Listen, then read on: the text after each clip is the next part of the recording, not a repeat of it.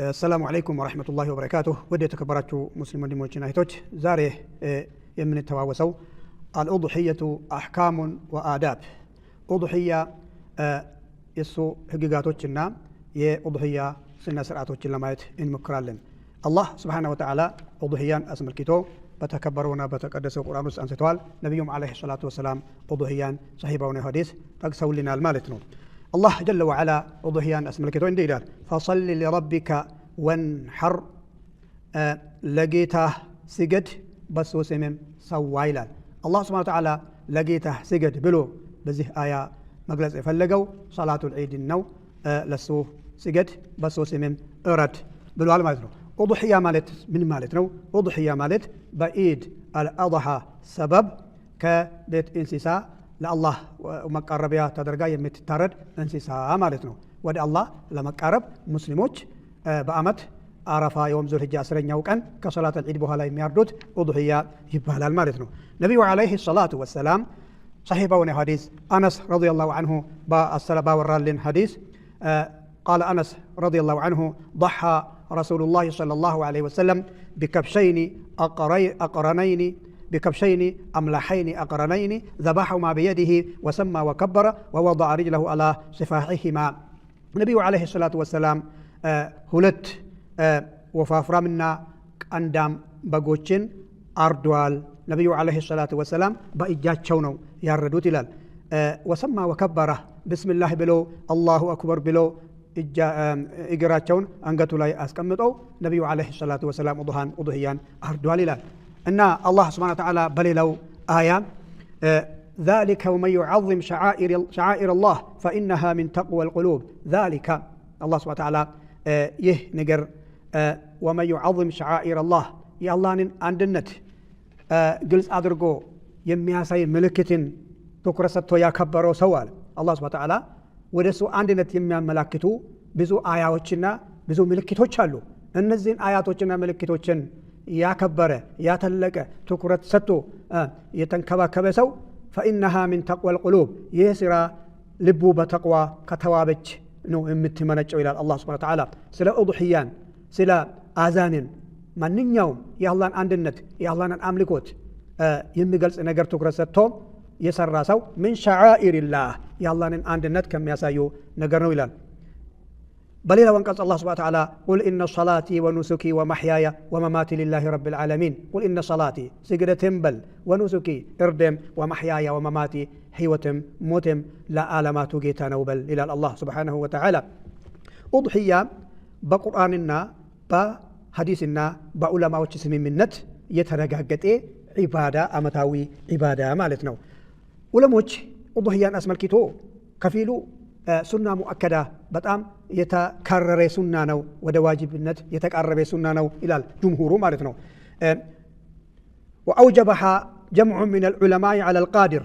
أضحيان مارد يشعل يسولاي علماء دم يتوسون علماء واجب قادر قوتال مالتنا فلذلك لا ينبغي التفريط فيها. أضحيان مارد يشعل يسو شلا بلو سارد مالف يلب إن اللبت كنزي أدلاوج إن رد على مالتنا ይህ ኡዱሂያ ማለት የሁለቱ ታላላቅ አንቢያዎችና መልእክተኞችን ሱና መከተልና እነሱን እንደ አርአያነት ለመያዝን ይሆናል። በኢማማይ አልሁነፋ ከሽርክ ከጥመት መንገድ ወደ ተውሂድና ወደ እስልምና የዘነበሉ ታላላቅ ሁለቱ ነቢያቶችና መልእክተኞች መንገድ ይሆናል። አንደኛቸው ነብዩላህ ኢብራሂም አበል አንቢያ የነብዩላህ ኢብራሂም መንገድ ሱናን ሕያው ማድረግ ይሆናል። ሁለተኛው የነብዩ መሐመድ ሰለላሁ ዐለይሂ ወሰለም ሱናን ሕያው ማድረግና የሁለቱ ታላላቅ ነቢያቶችን ኢማሞችን መከተል ይሆናል። ነብዩላህ ኢብራሂም ዐለይሂ ሰላቱ ወሰላም በሕልም ልጃቸውን እስማኤል እንዲያርድ አላህ ሱብሓነሁ ወተዓላ አዟቸው እስማኤልን አስተኝቶ ቢላውን አንገቱ ላይ አርጎ ለአላህ ታዛዥ ሆኖ ልጁም አባቶም አላህ ሱብሓነሁ ወተዓላ ትልቅ በግ ከጀነት አምጥቶለት ፊዳ አድርጎ ልጁ ፋንታ ይሄንን ኡድህያን አድርጎ የነብዩላህ ኢብራሂም እስከ የውመል ቂያማ ድረስ ኡማው እንዲከተለው አደረገ። ነብዩ መሐመድ አለይሂ ሰላቱ ወሰላም 10 ዓመት መዲና ውስጥ በኖሩበት በየዓመቱ ሁለት ወፋፍራምና ቀንዳም በጎች ያርዱ ነበር። قال شيخ الإسلام ابن باز رحمه الله تعالى كان النبي صلى الله عليه وسلم يضحي كل سنة بكبشين أمرحين أقرنين أحدهما عنه وعن أهل بيته والثاني عما وحد الله من أمته ሼኹል ኢስላም ኢብኑ ባዝ ረሒመሁላሁ ተዓላ ነቢዩ ዓለይሂ ሰላቱ ወሰላም በየዓመቱ ሁለት ወፋፍራምና ቀንዳም በጎች ያርዱ ነበረ። አንደኛው ከራሱና ከቤተሰቡ ያርዳሉ።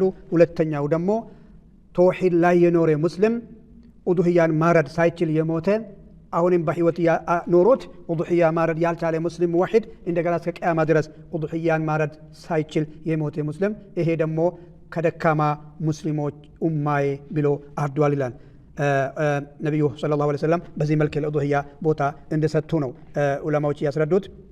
እና መቼ ነው ኡዱህያ የሚታረደው?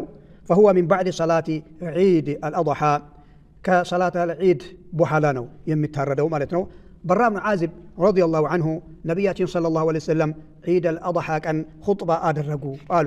ከኹጥባዎች ውስጥ መካከል ኢነ አወለ ማ ነብደኡ ቢሂ ፊ የውሚና ሃዛ አን ኑሰሊ፣ ዛሬ ቀን መጀመሪያ ዒባዳ የምንጀምረው ሁለት ረክዓ ሰላት አልዒድን ሰግደን ዒባዳችን እንጀምራለን አሉ። ሱመ ነርጅዑ ከዒድ በኋላ ሰላት አልዒድ በኋላ ወደ ቤታችን ተመልሰን ፈነንሐር እርዳችን እናርዳለን። ፈመን ፈዐለ ዛሊከ ፈቀድ አሳበ ሱነተና፣ በዚህ መልክ የተገበረ ሙስሊም ዒዱን በዚህ መልክ እያከበረ በእርግጥ ሱናችን ተከተለ።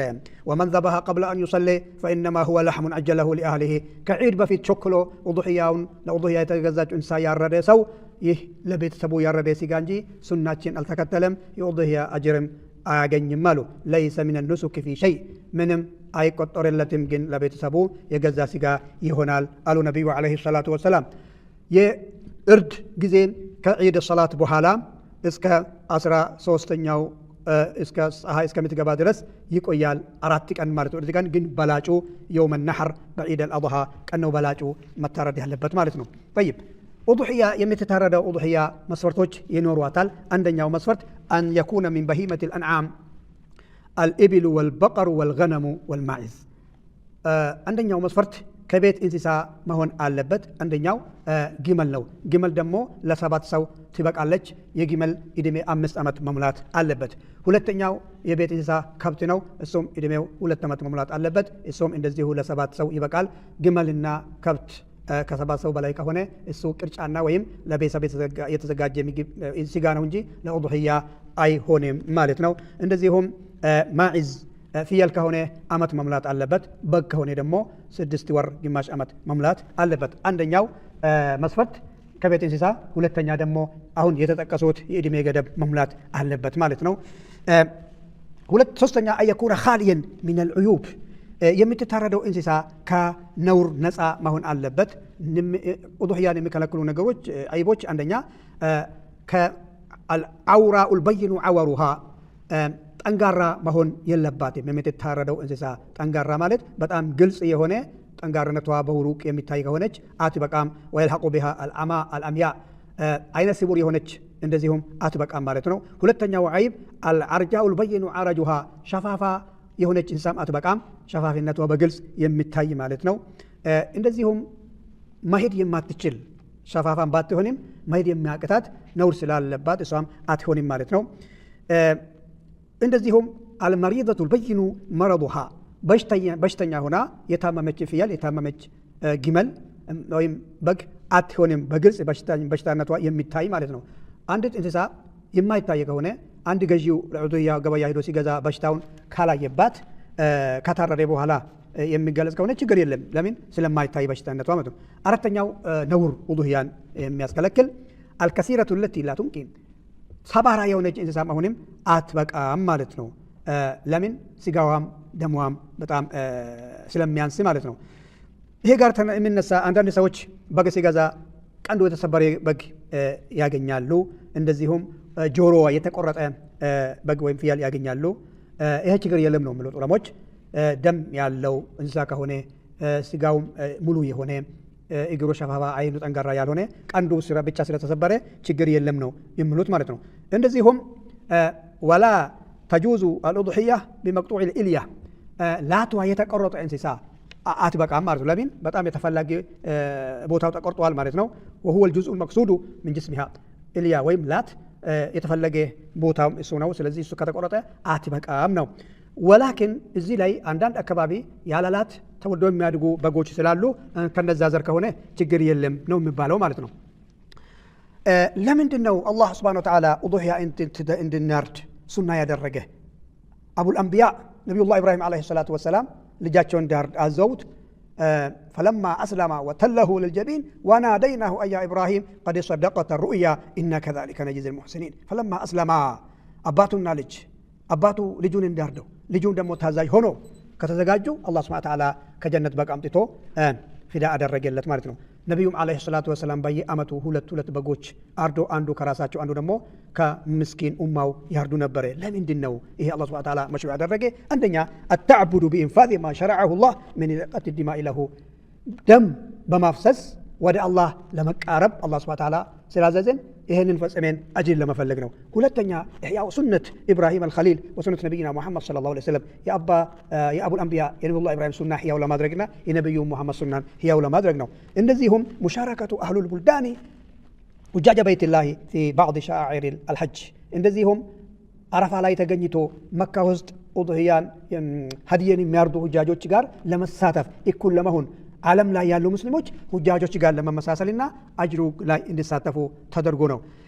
እንደዚሁም አተውሲያቱ አላል አህሊ ወኢክራሚል ጂራኒ ወልአቃሪብ ቤተሰቡን ለማስደሰት ጎረቤቱንም ለማብላት ዘመድ አዝማዴን ጋብዘን እነሱን ለማስደሰት ደስታ እንዲበዛ ለማድረግ ነው።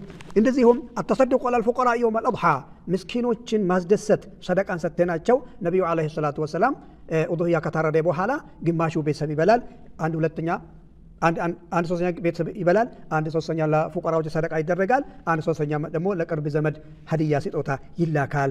ይህ ሁሉ ይደሰታል ማለት ነው። ጠይብ ኢንሻአላህ ኡድህያን ስናርድ ደግሞ የኛ መጠንቀቅ ያለብን ነገሮች አሉ ማለት ነው። ስለዚህ ስናርዳቸው ኡድህያዎችን እንስሳዎችን ማሰቃየት የለብንም። ከነዚህ አዳቦች መካከል አንደኛው ወደ ቂብላ ልናዞራቸው ይገባል። ወደ ቂብላ አዞረን፣ ሁለተኛ ደግሞ የምትታረድ ቢላ ስለታም መሆን አለበት ማለት ነው።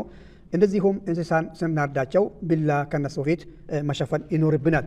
ኡድህያ ጊዜ አንዳንድ ጀምዕያዎች 100፣ 200፣ 300 በጎችን አምጥቶ ሁላቸውም እየተያዩ ታርዶ ያልቃሉ። ይህ ትክክል አይደለም ማለት ነው። የምትታረድ እንስሳ በጎች አርዶ የተፈራገጡ በጎች ታርዶ የተፈራገጡ በጎችን ማየት የለባቸው ማለት ነው። ከዚህ አንጻር ማለት ነው አየሱረ ስኪና አን ልበሂመቲ እንደ ሐዲሃ ፈላ ተራሃ ኢላ እንደ ዘብሕ የምትታረድበት ወቅት እንጂ ከሱ በፊት ቢላዋንም ማረት የለባትም። ታርዶ የተፈራገጡ እንስሳውንም ልናሳያቸውም አይገባም ማለት ነው። በምናርዳቸውበት ጊዜ ቢስሚላህ አላሁ አክበር ማለት ከአዳብ ከእርድ ስነ ስርዓት ነው። እንደዚሁም ስናርድ ሁልቁምና መሪኢን መቁረጥ አለብን ማለት ነው። ሁለቱ የደም ቧንቧ ግራቀኝ ያሉትና የምግብ እና ምንድነው አየር የሚመላለስበት ሁለታቸውም መቆረጥ አለበት።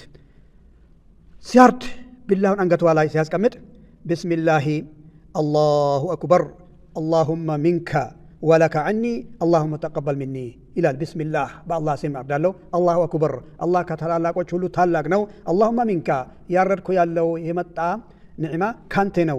ወለካ ለአንተ ቤ ያረድኩ ነው። አላሁመ ተቀበል ሚኒ ተቀበለኝ ጌታ ይላል ማለት ነው። ለሰው ተወክሎ ማርድ ከሆነ ቢስሚላህ አላሁ አክበር ይሄም ከእገሌ ተወክዬ ያረድኩ ስለሆነ ከሱ ተቀበል ብሎ ይላል ማለት ነው። እንስሳ ኡድህያን ስናርድ ወይም ሌሎች እንስሳዎች ስናርድ የሚጠሉ ነገሮች አሉ። እንስሳ ፊት ለፊት ቢላችን ማዘጋጀት እና መሳል የለብንም። እንደዚህ ስለታማ ያልሆነ ቢላዎችን ይዘን እነሱን እንስሳዎችን ማሰቃየትም የለብንም። እንስሳዎች ቆሞ እያሉ እነሱ ፊት ለፊት እንስሳውን ማረድ በጣም የተጠላ ነው ማለት ነው። እንደዚሁም እንስሳውን ወይም የታረደው እንስሳ ሞቶ ሳይቀዘግዝ መክፈፍም የተጠላ ነው፣ አስፈላጊ አይደለም ማለት ነው። ስለዚህ ኢንሻአላህ የእነዚህን አህካሞችና አዳቦችን ጠብቀን አላህንን ሱብሓነሁ ወተዓላ ኡድህያችን በማረድ የምናመልክና አላህ ሱብሓነሁ ወተዓላ አጅሩን ከሚሰጡ ባሪያዎች አላህ ያድርገን። ኡድህያ ማረድ የሚነይት ሰው ደግሞ ዙልሂጃ አንደኛው ቀን ሲጀምር ጸጉሩን መቁረጥ፣ ጥፍሩን ማንሳት፣ ሌሎች የአካል ክፍል ላይ ያሉት ነገሮች ማንሳት አይቻልለትም። አንድ አባወራ የሚያርድ ከሆነ እሱ ላይ እንጂ ቤተሰቡ ላይ ምንም ችግር የለም ማለት ነው። አንድ በግ ከአንድ ቤተሰብ ትበቃለች። ጠይብ ሌላ ደግሞ አንድ አባወራ 2 ሚስት 3 ሚስት 4 ሚስት ካለስ ኃላፊው አንድ እስከሆነ ድረስ አንድ እንስሳ ወይም አንድ በግ ከአራቱም ሚስቶች ትበቃለታለች ነው የምንለው። አላህ ሱብሓነሁ ወተዓላ ሰምቶ ከሚጠቀሙ ሰዎች አላህ አድርገን። هذا وصلى الله وسلم وبارك على سيدنا محمد وعلى آله وصحبه أجمعين